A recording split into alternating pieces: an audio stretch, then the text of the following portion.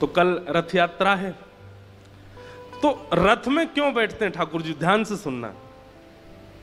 एक लीला आती है कि कुरुक्षेत्र में जब ब्रजवासी ठाकुर जी से मिले, भगवान परसों की कह के गए, बरसों तक नहीं आए, और बरसों बाद जब कुरुक्षेत्र में सब ब्रजवासी गए, ये लीला कथा सुनी होगी आप में से कुछ लोगों ने, नहीं सुनी तो किसी और दिन में विस्तार से सुनाऊंगा। कुरुक्षेत्र में ब्रजवासियों से मिलन लीला, बहुत अच्छी लीला, ब्रज द्वारिका मिलन लीला।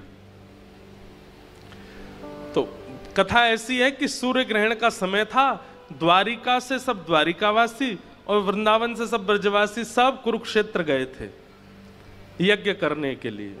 ग्रहण काल में यज्ञ की बड़ी महिमा है। तो ग्रहण में यज्ञ चल रहा था, तभी ब्रजवासियों को पता चला कि हमारो लाला कन्हैया भी यहाँ आयो भयो है। 100 वर्ष से अधिक समय हो गया था बिना देखे ठाकुर जी को। तो सब ब्रजवासी गए ठाकुर जी से मिलने। ब्रजवासियों को देख के ठाकुर जी तो बड़े व्याकुल हो गए, एक एक ब्रजवासी को अपने हृदय से लगाया। कहते हैं यशोदा मैया को देख करके तो ठाकुर जी 111-12 वर्ष की आयु थी उस समय ठाकुर जी की, लेकिन यशोदा मैया को देख के ठाकुर जी तुरंत गोद में बैठ गए और गोद में बैठ के लेट गए और बोले, मैया बहुत दिन है कि मैंने दूध ना पियो, अपने पयोधर से मुंह को दूध पिवाए थे। 111-12 वर्ष की अवस्था में ठाकुर जी यशोदा मैया को देख के ऐसे ऐसे बालक भाव में आ गए। तो ये सब लीलाएं वहां हुई थी। किशोरी जी के साथ रास भी हुआ था।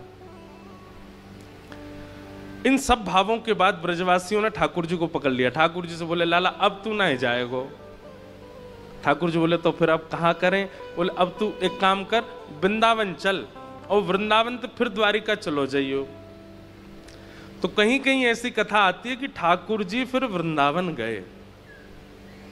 द्वारिकाधीश बनने के बाद दर्शन करने के लिए थोड़ी देर ब्रजवासियों के मान के लिए ठाकुर जी वृंदावन गए, और तब ब्रजवासियों ने रथ निर्माण किया, और रथ बना करके उसमें ना घोड़े लगाए ना हाथी लगाए, ब्रजवासी ही खींच करके ले गए उस रथ को कुरुक्षेत्र से वृंदावन। उसी भाव की पूर्ति ठाकुर जी आज तक जगन्नाथपुरी में कर रहे हैं। वैसा ही रथ बनता है और ठाकुर जी उसमें बैठ करके, और जितने खींचने वाले लोग हैं सबको ब्रजवासी मान करके ठाकुर जी वृंदावन जाते हैं और वहां लीला करते हैं।